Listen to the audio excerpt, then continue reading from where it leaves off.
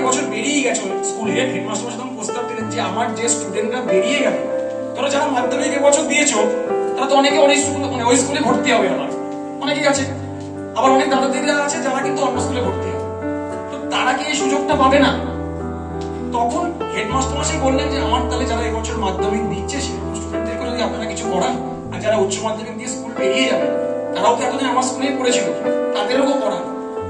তো যেহেতু আজকে 11 এসছে, 12 পরীক্ষা চলছে তোমাদের দাদা দিদিদের, তারাও এই কোর্সগুলো করবে, করানো হবে। তোমাদের জাস্ট বলা হয়েছিল কম্পিউটার ট্রেনিং, কিন্তু কিসের উপরে হবে, কোন কোন জিনিস আমরা শিখতে পারবো, কেন আসবো শনিবার রোববার করে, কেন এখানে আসবো, 2 ঘন্টা হলো তোমার সময়টা নষ্ট হচ্ছে, আমি ওই সময় অন্য কিছু করতে পারতাম, একটু কার্টুন দেখতে পারতাম, একটু টিভি দেখতে পারতাম, তাই তো? এই 2 ঘন্টা যে সময় দেবো এখানে কিসের জন্য দেবো, তার জন্য আমাদের রেসপেক্টেড টিচাররা যারা রয়েছেন তাদের মূল্যবান সময় দিয়ে এবং মূল্যবান বক্তব্য কি কি শেখাবেন তারা। এই যে তোমরা আজকে এই শনিবার দিন বিকেলবেলা খেলাধুলা বা এই কার্টুন ছেড়ে বা গেমিং ছেড়ে এসছো, তো তার জন্য ডেফিনেটলি তোমাদের মা বাবা এবং পরিবারের সবাইকে আমরা ধন্যবাদ জানাতে চাই যে আপনারা আপনাদের বাচ্চাদেরকে অনুপ্রাণিত করে এখানে নিয়ে আসতে পেরেছেন, অবশ্যই সেটা ভবিষ্যতের কথা মাথায় রেখে। তো সেই জন্যই মানে অফকোর্স আমাদের যেটা মানে আপনারা বুঝতেই পারছেন যে ইয়ং জেনারেশনের উপরেই কিন্তু দেশের ভবিষ্যৎ নির্ভর করে, এরাই কিন্তু ভবিষ্যতে, আজকে ধরুন আমরা এখানে টিচার হিসেবে আছি বা কেউ হয়তো ইঞ্জিনিয়ার হিসেবে আছে, কেউ ডাক্তার হিসেবে আছে, কেউ আইএস অফিসার, WBCS অফিসার হিসেবে আছেন, তারা তো সারা জীবন থাকবেন, একটা সার্টেন পিরিয়ডের পরে তো এই যে আজকে যারা ক্লাস 7, 8, 9, 10, 11, 12 ছেলেমেয়েরা আছে তারাই তো ভবিষ্যতের কর্ণধার বিভিন্ন জায়গার, সেটা ডাক্তার হতে পারে, ইঞ্জিনিয়ার হতে পারে, পাইলট হতে পারে, যে কোনো প্রফেশনে কিন্তু এরাই ভবিষ্যতে থাকবে বা বিজনেসম্যান বা এন্টারপ্রেনারও হতে পারে। এটা আমাদের ভিশনারি ডাইরেক্টর স্যার ডক্টর নন্দন গুপ্তের স্যারের একটা অনুপ্রেরণা বা ওনার ভিশন যে এই ছেলে মেয়েদের তৈরি হওয়ার ক্ষেত্রে আমরা অ্যাজ এ ইঞ্জিনিয়ারিং কলেজ হিসেবে কতটা সাহায্য করতে পারি বা তাদেরকে উৎসাহ প্রদান করতে পারি।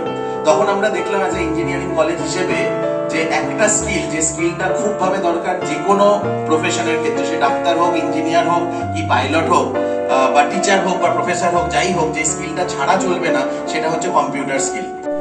স্মার্টফোনে কি কি ফিচার্স আছে জানো তো? প্রথমে ফোনটা খুললে কি করো, হয় তোমরা প্যাটার্ন দাও, এরকম দাও, আর তাহলে ক্যামেরার সামনে মুখটা নিয়ে যাও, বাহ, হ্যাঁ, লকটা ওপেন হয়ে যায়, তাই তো? তোমরা লক করে রাখো তো, কেন রাখো? মা বাবা দেখে নেন নাকি?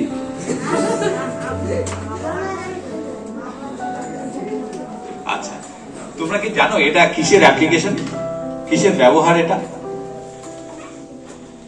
এক্ষুনি অরিন্দম স্যার বলছিলেন আর্টিফিশিয়াল ইন্টেলিজেন্স, তাই তো? মানুষের যা বুদ্ধি, সেই বুদ্ধিটা যদি কোনো যন্ত্র করে দেখায় এবং সেই বুদ্ধিটা যন্ত্র নিজে নিজে ডেভেলপ করে। Good afternoon to all of you. এই তো গেম বানাবে, গেম কি করে খেলে বলো তো? কোনদিন ভেবেছো? হাত দিয়ে খেলে না, মোবাইলে হাত দিয়ে চলে, তাই? কিন্তু এই যে গেম খেলার জন্য একটা লজিক বলে জিনিস হয়, কোডিং করে, তাই? কোডিং কিসে করি? কম্পিউটারে করি। কি কোডিং শিখেছো এখন অব্দি তোমরা? হ্যাঁ বলো, কিছু নেই। আচ্ছা ঠিক আছে, কোনো অসুবিধা নেই, এখানে তো এসছো শেখার জন্য, শেখানো হবে। আমরা যেরকম বাংলা বলছি তো এখন, তোমাকে যদি বলি এখন তামিল বলতে, তুমি পারবে, কিন্তু যদি শেখানো হয় পারবে, তাই? সেরকমই হচ্ছে কম্পিউটার ল্যাঙ্গুয়েজ। কম্পিউটারও একটা ল্যাঙ্গুয়েজ আছে, ভাষা আছে, যেরকম আমরা বাংলায় বলি ওরকমই সি হোক, জাভা হোক, অনেকগুলো নাম আছে, যে ল্যাঙ্গুয়েজ গুলোতে আমরা কোডিং করতে পারি। মানে যে ভাষা দিয়ে আমি কম্পিউটারকে আমার বক্তব্যকে বোঝাতে পারবো, সেটাই হচ্ছে কম্পিউটার ল্যাঙ্গুয়েজ। আলাদা করে আর বলতে হবে না যে আমরা কেন কম্পিউটার বা কেন স্মার্টফোন আলাদা করে শিখবো বা কিছু, কারণ তোমাদের পিছনে তোমাদের বাবা মারা বসে আছে, তারা যেরকম হাডুডু, কবাডি, ক্রিকেট, ফুটবল খেলেছে, তোমরা হয়তো সেরকম ভাবে খেলোনি, কিন্তু তোমরা সবাই স্মার্টফোন ইউজ করতে জানো, যেটা আমরাও হয়তো জানি, কিন্তু আমাদের মা বাবা সেইভাবে জানে না, তাই তো? আমার তো মনে হয় মোস্ট অফ দেমের ক্ষেত্রে একই কেস, ঠিক আছে? তো আলাদা করে কম্পিউটার বা ফোনের কি গুরুত্ব আছে সেটা আলাদা করে তোমাদেরকে বলে লাভ নেই, তোমরাই জানো। এখন রেশনের দোকান থেকে শুরু করে নেট ব্যাংকিং সবকিছুই হয়ে যায় ফোনের মাধ্যমে, হয়তো এই যে স্যার বলছিলেন চাল ডাল আলু এইসব আনার কথা, ঠিক আছে, তার পিছনে প্রোগ্রাম কোডিং এটা বলছিলেন।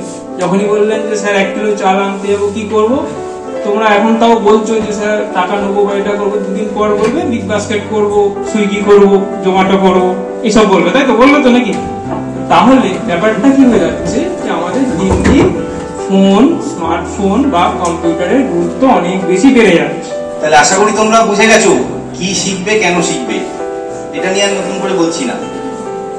এবার কেন শিখবে সেটা মোটামুটি বুঝে গেছো। সেটা তোমাদের এখন যা মার্কেট, আশেপাশে তোমাদের যারা বন্ধু, তাদের সাথে তোমাকে যদি এগিয়ে যেতে হয় তাহলে এইগুলো তোমাদের শিখতেই হবে। কারণ স্মার্টফোন, কম্পিউটার সবার দরকার এখন। সেগুলো কি করে কাজ করছে সেগুলো তোমাদের জানতে হবে। এবার তোমরা কিন্তু এটা মজার ছলে শিখবে। যতক্ষণ না তোমরা এটাকে ভালোবাসতে পারবে ততক্ষণ ভালো করে শিখতে পারবে না। তোমরা মজার ছলে শেখো, আমরা তোমাদের মজার ছলে আনন্দ করে শেখাবো কিভাবে কাজ হচ্ছে। তোমরা দিনে সবচেয়ে বেশি কম্পিউটারে কিংবা মোবাইলে কি করো? গেম খেলো। কেন গেম খেলো? তোমাদের ভালো লাগে তাই, তাই তো? আমি ধরো আজ থেকে 20 বছর আগে তোমাদের জায়গায় ছিলাম, কি 25 বছর আগে তোমাদের জায়গায় ছিলাম। আমাদের সময় এরকম কম্পিউটারও ছিল না, এত মোবাইলও ছিল না। ধীরে ধীরে ধীরে ধীরে মার্কেটে মোবাইল এলো, কম্পিউটার এলো। প্রথমে অন্যের বাড়ি গিয়ে শিখতাম, তারপরে নিজের বাড়িতে কিনে নিলাম, তারপরে স্মার্টফোন এলো, তাতে শিখলাম, ভালো লাগলো। তোমাদেরও কিন্তু এই গেম খেলতে ভালো লাগে, সেই জন্য গেমটা খেলো। আমরা এই ছোট ছোট এরকম কিভাবে গেম ডেভেলপ করা যায়, তার গেম ডেভেলপ করতে গেলে আর কি কি জানতে হবে, এই জিনিসগুলো তোমাদের শেখাবো। কিছু শেখার জন্যই আমরা এসেছি এখানে, মানে আমাদের ছেলে বা যারা গার্জেনরা এসেছে। তো আর কিছু মানে তো জানি কম্পিউটার অনেক কিছু জানি, তো আরো কিছু আপনাদের কাছ থেকে এক্সপেক্ট আমরা করি যে আরো কিছু বেটার আপনারা শেখাবেন, ওই জন্যই আমরা আসি। তাহলে ওখানে গেছো, কম্পিউটারে বসেছো, পেনটা শিখেছো, পেন শিখেছো। আচ্ছা, আর তুমি এমনি বড় হয়ে কি হতে চাও? সফটওয়্যার ইঞ্জিনিয়ার হতে চাও? তার জন্য কম্পিউটার জানতেই হবে, তার মধ্যে খুব ভালো, ভেরি গুড। স্যার সবাই কিন্তু কম্পিউটার সায়েন্সের ইঞ্জিনিয়ার, সবাই এদের কাছ থেকে তোমাদের শিখতে হবে, ঠিক আছে? আর তুমি বড় হয়ে কি হতে চাও? Software engineer. সফটওয়্যার, কেন সফটওয়্যার ইঞ্জিনিয়ার সবাই হতে চায়? হ্যাকিং শেখার জন্য। হ্যাকিং করে কি করবে? ও আচ্ছা, সাইবার সিকিউরিটি।